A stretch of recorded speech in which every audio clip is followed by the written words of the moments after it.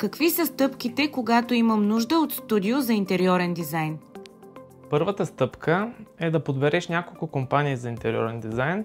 Тук хубавото е, че в нашата професия продуктът е видим и можеш да разгледаш различни портфолиа, като особено важно е да обърнеш внимание на реализирани проекти и съпоставката между проект и реализация. Стъпка 2 е да се изпрати запитване за оферта.